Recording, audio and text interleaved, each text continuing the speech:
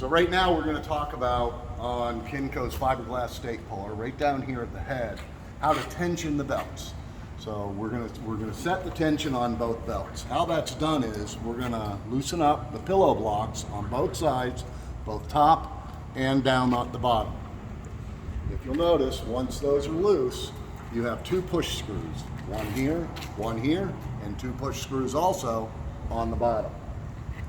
What we want to do is tighten those push screws till we have about 2 inches with a firm pull on the traveler belt and 2 inches with a firm push on the grip belt. Once you've got it and you've adjusted them till you've got the tension and it looks right, we're going to go ahead and we're going to set the pillow blocks and tighten them down. You're good. From that point, I do want to make a note. Over tensioning the belts does not help the system grip the stake any harder. That's going to be done in the next video on the grip belt adjustments.